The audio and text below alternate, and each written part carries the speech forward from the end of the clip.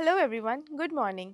Welcome to our show research with Armani the week ahead. आज के show में हम जानेंगे मार्केट कैसा था, निफ्टी ने कैसा परफॉर्म किया, साथ ही साथ ग्लोबल मार्केट में कैसा परफॉर्मेंस था एंड कमोडिटीज में क्या ट्रेंड था। अगर हम इस हफ्ते की बात करें, निफ्टी क्लोज डाउन बाय 0.75%। जो वीकनेस था निफ्टी में उसका कारण था मेजर एफआईआई सेलिंग। साथ ही साथ डोनाल्ड ट्रंप ने अगेन हम इंडिया के ऊपर टैक्सेस लगाने की बात करी, क्योंकि इंडिया रशिया से ऑयल खरीदता है। ये दो मेजर फैक्टर्स थे जिसने निफ्टी को ड्रैग डाउन किया below the level of 2600 and taking it down towards the major support level of 25,600। अब हम बात करते हैं यूएस मार्केट की। यूएस मार्केट ने अच्छा परफॉर्मेंस दिया। डाउजेंस था 1.28% प्लस अप्रॉक्सीमेटली। यूएस मार्केट के अपसाइड के मेजर रीजंस थे because Fed has dovish stands towards the rate cut for 2026 at least until May, जिसका मेन कारण है जेरोम पॉवेल का जो टर्म है वो मई में ख़त्म हो रहा है। और हाँ, ये एक्सपेक्ट किया जा रहा है बिकॉज डॉलर इंडेक्स में भी तेज़ी देखने को मिली है, क्योंकि यूएस ने वेनेजुला पे जो अटैक किया that has been taken positively by the US economy. जो अपसाइड था यूएस मार्केट में, अनदर रीजन वाज जो डॉलर इंडेक्स है वो ऑलमोस्ट 99 तक आ चुका है, जो कि काफ़ी टाइम से क्रॉस नहीं कर पा रहा था। ये दो मेजर फैक्टर्स थे जिसने यूएस मार्केट्स को सपोर्ट करा। अगर हम फेड की बात करें, फेड का डॉविश स्टांस इसलिए है, जेरोम पॉवेल का जो टर्म है वो मई तक है और ये माना जा रहा है कि he is not supportive of rate cut at this point of time. और ये माना जा रहा है कि जेरोम पॉवेल का जब टर्म एंड होगा, उनके जो सक्सेसर होंगे वो डोनाल्ड ट्रंप के जो लेफ्ट हैंड माना जाता है केविन हेसेट को रखा जाएगा। अगर केविन हेसेट आने के बाद कुछ रेट कट्स देखने को मिलेगा तो डॉलर इंडेक्स में थोड़ा प्रेशर हम देख सकते हैं, वाइल यूएस स्टॉक मार्केट के लिए ये पॉजिटिव रहेगा। ये था यूएस मार्केट के बारे में। अब हम बात करते हैं चाइनीज मार्केट के बारे में। हैंगसेंग ने 0.65% का डिक्लाइन देखने को मिला। ये डिक्लाइन जो देखने को मिल रहा है क्योंकि चाइना में डिफ्लेशन का एक फेज चल रहा है, where growth rate is slowing down, inflation बढ़ रहा है, property market is constantly on the decline path. ये तीन मेजर पॉइंटर्स है जो चाइनीज मार्केट को थोड़ा प्रेशराइज कर रहा है। ये था सारा ग्लोबल मार्केट की बात। अब हमारे नेक्स्ट सेक्शन में जाएंगे, जिसमें हमें हमारे in house analyst mister Naresh will take us through the sectorial indices and any stock which has performed and how they'll perform in the next week from the technical point of view. In our next segment, the week ahead. Hello Momita.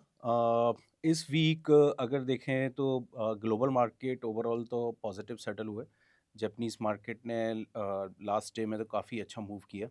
So global market overall sentiment positive लग रहा है next week के लिए। अब बात करते हैं domestic market में, जहां डोमेस्टिक मार्केट में जो डिक्लाइन देखी हमने, जिसका मेन ट्रिगर मिला हमें यूएस प्रेसिडेंट के जो नेगेटिव कमेंट्स मिले, उसके कारण से वहां दबाव देखने को मिला।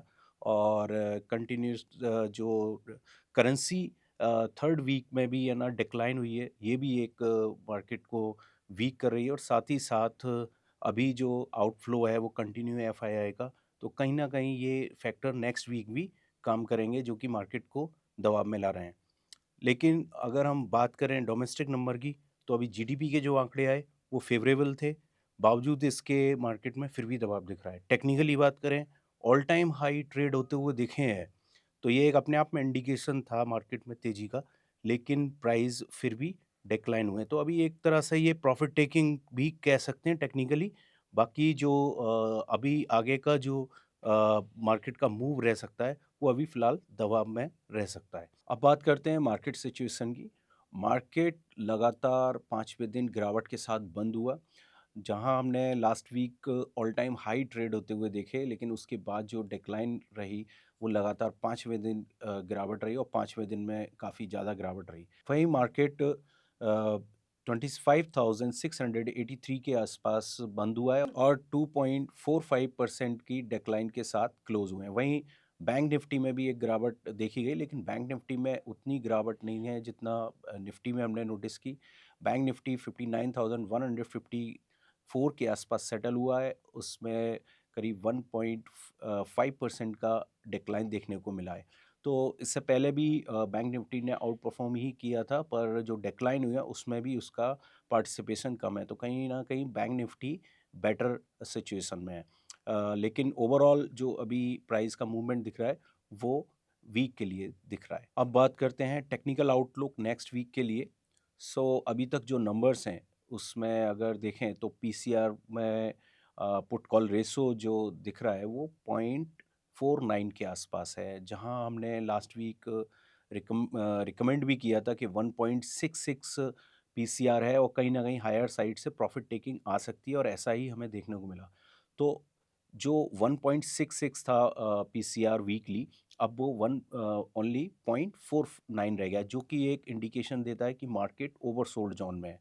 तो हम नेक्स्ट वीक एक्सपेक्ट कर रहे हैं सम डेक्लाइन के बाद मार्केट में रिकवरी आ सकती है, शॉर्ट कवरिंग देखने को मिल सकती है, जिस तरह से पीसीआर हमें बता रहा है। तो ये पीसीआर के नंबर हैं। बाकी प्राइजेज अभी भी 21 एंड 50 डीएमए से नीचे क्रॉस हुए हैं। तो जो फर्दर ट्रेंड है वो तो वीक है अभी ओवरऑल, लेकिन पीसीआर ने जो इंडिकेशन दिया है वहाँ से हमें शॉर्ट कवरिंग देखने को मिल सकती है। आरएसआई 47 के आसपास सिचुएटेड है और डिक्लाइन के साथ क्लोज हुआ है। और बाकी विक्स की बात करें, जहाँ से हमें अर्ली इंडिकेशन मिला था कि मार्केट में करेक्शन आ सकती है, अगर विक्स की बात करें तो लास्ट वीक 52 वीक के लोअर लेवल से विक्स ने एक जो बाउंस दिखाया है, करीब 15% का मूव दिखाया है अपसाइड में। तो ये एक अपने आप में एक ट्रिगर था कि मार्केट में कॉशियस रहना चाहिए। सो 15% का विक्स अभी तक एकदम बढ़ता हुआ नहीं दिखा है, अगर पिछले महीनों को हम ट्रैक करें तो ये अपने आप में एक इंडिकेशन था कि मार्केट में कहीं कॉशियस रहने की ज़रूरत है। सो नेक्स्ट वीक के लिए प्राइजेस डिक्लाइन देखने को मिल सकते हैं, पर जैसे मैंने बताया आपको कि पीसीआर जिस तरह से दिख रहा है, तो कहीं ना कहीं लोअर साइड से रिकवरी देखने को मिल सकती है। वहाँ पर इंपॉर्टेंट सपोर्ट कौन से हो सकते हैं? तो इमीडिएट जो सपोर्ट दिख रहा है वो 25,450 है। ये वाला जोन काफ़ी इंपॉर्टेंट है। यहाँ अगर प्राइस आते हैं तो यहाँ पर एक्सपेक्ट कर सकते हैं प्राइस में रिकवरी आ सकती है, और अगर यहाँ से भी डिक्लाइन होते हैं तो उसके बाद 25,200 मेजर सपोर्ट रहेगा। हायर साइड में अगर सपोज कोई बाउंस आती है तो प्राइजेस जो रेजिस्टेंस ले सकते हैं वो 25,850 एंड 26,050, जो कि हमने लास्ट वीक भी रिकमेंड किए थे। अब बैंक निफ्टी पर बात करते हैं। बैंक निफ्टी भी थोड़ा सा दबाव में है, और बैंक निफ्टी में जो इम्पोर्टेंट सपोर्ट दिखते हैं वो 58,850 एंड 58,450, ये दो लेवल इम्पॉर्टेंट है जहाँ से बैंक निफ्टी में बाउंस हो सकता है। हायर साइड में जो रेजिस्टेंस फेस कर सकता है वो 59,600 एंड 59,880 के आसपास रेजिस्टेंस ले सकता है। सो ये ओवरऑल लेवल्स थे निफ्टी बैंक निफ्टी में। और बाकी अभी जो ट्रेंड लग रहा है वो डिक्लाइन के लिए लग रहा है, लेकिन लोअर साइड से जो रिकमेंडेड लेवल है वहाँ से बाउंस देखने को मिल सकती है। ओके, सो मार्केट का अभी आउटलुक थोड़ा वीक बना हुआ है। सो इस वीकनेस में भी कुछ अपॉर्चुनिटीज़ बन सकती हैं, तो वो अपॉर्चुनिटीज़ किन सेक्टर्स में रह सकती हैं? तो मुझे लगता है नेक्स्ट वीक में कंज्यूमर ड्यूरेबल गुड्स जो काफ़ी दिनों बाद बाउंस लिया है, 2.3% गेन के साथ बंद हुए हैं, तो इनमें अपॉर्चुनिटी बन सकती है। सेकंड सेक्टर है डिफेंस स्टॉक्स, इसमें मूवमेंट देखने को मिल सकती है, एंड सीपीएसई एंड फार्मा, ये सारे डिफेंसिव सेक्टर्स हैं। इनमें मुझे लगता है नेक्स्ट वीक में अपॉर्चुनिटीज़ बन सकती है, तो इनके स्टॉक को आप कंसिडर कर सकते हैं। Thank you. Thank you Naresh ji for such an insightful information. अब हमारा जो नेक्स्ट सेगमेंट है वो है trend in commodities. Trend in commodities के बारे में बात करने के लिए आएंगे हमारे in house analyst mister Dev Chatterjee, जो हमें बताएंगे कि गोल्ड, सिल्वर और एनर्जी सेक्टर्स में कैसी परफॉर्मेंस रही। एनर्जी सेक्टर की अगर हम बात करें तो क्रूड में थोड़ा प्रेशर देखने को मिल रहा है, रीजन बीइंग एम्पल सप्लाईज, और वेनेजुला के अटैक के बाद वेनेजुला का जो ऑयल रिजर्व है वो भी अब मार्केट में आ सकता है, क्योंकि US is going to bring the oil reserve of Venezuela to the market. इससे जो सप्लाई ऑलरेडी अपसाइड है उस पर और एडिशन हो जाएगा। अगर हम सप्लाई की बात करें, ओपेक ने बस ये बोला है कि there will be surplus in the market, but they have not given us any number. वहीं दूसरे एजेंसीज की बात करें लाइक ईआईए और आईईए, उन्होंने बोला है कि 3.8 मिलियन बैरल्स पर डे से सप्लाई बढ़ेगी, which is almost 4% more than the demand. इसलिए इस यही मेजर कारण था कमोडिटीज के बूम के चलते भी क्रूड प्राइसेस में तेजी नहीं आई है। अगर हम ओपेक की बात करें, ओपेक ने हमें जैसे कोई नंबर्स नहीं दिया। ओपेक रीजन की अगर हम ओपेक रीजन की बात करें, ओपेक रीजन का जो मेन इकोनॉमी है उनका major source of income is from the oil. अगर ऑयल प्राइसेस $60 के नीचे जाते हैं तो ओपेक ओपेक अपने कंट्रीज के लिए उसको रिसेशन मानता है एंड $60 के ऊपर वो ग्रोथ मानता है, at least a stability if not a growth. तो प्राइजेस अगर $60 के नीचे जाने से बचाने के लिए OPEC has to allow plants to shut down for a while to cut the supply of the crude oil. Otherwise, prices will go down below the $55 level, which OPEC would never want it. अब हम next segment में चलते हैं with mister Dev. Hello viewers. तो इस बार bullions में खासकर अगर गोल्ड की बात करें तो थोड़ा साइडवेज रहा, और सिल्वर में देखें तो काफ़ी बुलिश रहा और नया हाई भी बनाया। अराउंड 2,59,600 के ऊपर के हाईज बने। एंड वीकली गेंस देखें तो गोल्ड ने 2.5% से ऊपर गेंस दिए हैं, एंड सिल्वर में हमें 7% से ऊपर के गेंस दिखे हैं। अब बेसिकली मेन रीजंस जो रहे हैं इसमें, एक जो जियोपॉलिटिकल टेंशंस हमें राइज़ होते हुए दिख रहे हैं लगातार। वेनेज़ुएला बोल लो, या फिर आप ईस्टर्न यूरोप में टेंशंस बोल लो, या फिर मिडल ईस्ट के टेंशंस बोल लो। तो हर जगह हम देख रहे हैं कि ये जो टेंशंस हैं काफ़ी हाइटेंड हो रखे हैं। तो एक मेजर सपोर्ट दे रहा है गोल्ड एंड सिल्वर के प्राइसेस को। एंड उसके बाद हम अगर इकोनॉमिक डेटाज़ की बात करें जो इस हफ्ते आए, तो सबसे पहले हमें एडीपी के डेटाज़ मिले एम्प्लॉयमेंट के। तो उसमें 41,000 के आसपास आए। And then we got JOLTS job opening जो कि 7.1 मिलियन के आसपास आए। एंड उसके बाद हमें नॉन फार्म पेरोल के डेटा मिले 50,000। और ये सारे ही डेटा जो हैं वो अपने एक्सपेक्टेशन से जो हैं कम आए थे। तो ये भी एक सपोर्टिव रहे बुलियंस के लिए। अब ऑन द कॉन्ट्ररी हमें जो अनएम्प्लॉयमेंट रेट मिला वो थोड़ा कम होकर मिला, एंड जॉबलेस क्लेम्स भी हमें थोड़ा कम होकर मिले। तो ये थोड़ा-सा वीक रहे प्राइसेस के लिए, बट ये चीज़ हमें ओवरपावर करती हुई नहीं दिखी, और अल्टीमेटली पॉजिटिव क्लोजिंग रही वीकली। अब नेक्स्ट कुछ कपल ऑफ वीक के लिए जो यूएस सुप्रीम कोर्ट है उसके कुछ डिसीजंस आने हैं regarding tariffs. Whether it's legal और नॉट, इस पे काफ़ी नज़र बनी हुई रहेगी सबकी ही। एंड ये जो इम्पैक्ट करेगा वो ट्रेड एंड जो इन्फ्लेशन डेटा है इसको इम्पैक्ट करेगा। तो ये फर्दर इम्पैक्ट करेगा बुलियन के प्राइसेस को भी। तो ये काफ़ी इंपॉर्टेंट रहेगा for next couple of weeks. अब इम्पॉर्टेंट लेवल्स देखें तो ओवरऑल ट्रेंड जो है वो गोल्ड में साइडवेज टू बुलिश रह सकता है। एक जो मेजर रेजिस्टेंस का काम करेगा वो 1,40,800 का करेगा। एंड अगर उससे ऊपर जाते हैं प्राइसेस तो 1,42,800 तक के प्राइसेस आ सकते हैं। ओवरऑल हम देखें तो थोड़ा पॉजिटिव ही रहेंगे अभी भी। ओवरऑल ट्रेंड भी पॉजिटिव ही है। तो कोई भी ब्रीच करता है रेजिस्टेंस तो हम बाय करके चलेंगे। एंड अगर थोड़े बहुत प्रॉफिट बुकिंग मिलती है, प्राइस करेक्ट होता है, तो हमें सपोर्ट देखने को मिलेगा 1,37,500। एंड अगर उसको भी ब्रीच करता है तो फिर मिलेगा हमें 1,35,000। ओवरऑल हम बाय ऑन डिप्स की स्ट्रैटेजी भी लेकर चल सकते हैं। एंड अब सिल्वर में देखें तो ये भी साइडवेज टू बुलिश लग रहा है फॉर नेक्स्ट वीक। 2,56,000 एक अच्छा रेजिस्टेंस का काम करेगा। इसको ब्रीच करते हैं प्राइसेस तो हमें फिर 2,66,000 तक के दिख सकते हैं प्राइसेस। एंड इसमें भी हम सेम स्ट्रैटेजी लेंगे गोल्ड की तरह। कोई भी ब्रीच आता है रेजिस्टेंस में हम बाय करके चलेंगे। एंड इफ प्राइसेस फॉल्स तो सपोर्ट बनता है 2,44,000, एंड उसे भी नीचे काटता है तो 2,36,000 के प्राइसेस आ सकते हैं। इसमें भी सेम हम बाय ऑन डिप्स की स्ट्रैटेजी रख सकते हैं। Moving on to energies, crude oil देखें तो थोड़ा पॉजिटिव रहा इस हफ्ते। ऑलमोस्ट 4 वीक के हाई के आसपास चल रहे हैं प्राइसेस। इस हफ्ते काफ़ी इंटरेस्टिंग मूव दिखा हमें।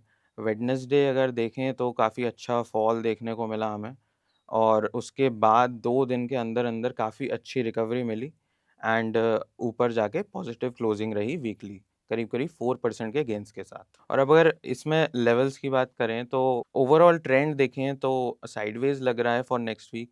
5460 एक अच्छा रेजिस्टेंस है। अगर इसको ब्रीच करता है तो नेक्स्ट रेजिस्टेंस बनता है फिर 5560 का। इसमें भी क्या है कि अगर प्राइसेस ऊपर जाते हैं तो हम सेल ऑन राइज की स्ट्रैटेजी रखेंगे, क्योंकि हमें एक मेजर मूव देखने को नहीं मिल रहा है कुछ टाइम से, और इसी रेंज में ट्रेड किए जा रहा है। तो ऊपर की तरफ हम सेल करके चल सकते हैं। और अगर हम सपोर्ट की बात करें तो 5250 एक अच्छा सपोर्ट बनता है, एंड 5100 उसके बाद एक अच्छा सपोर्ट है।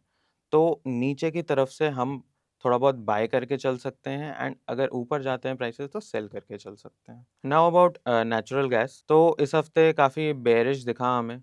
लास्ट वीक ऑफ दिसंबर हम देखें तो प्राइसेस थोड़े बहुत जंप लिए थे एंड 400 के आसपास गए थे टेस्ट करने, बट वहाँ पे सस्टेन नहीं कर पाए और वहाँ से हमें अच्छा खासा गिरावट देखने को मिला।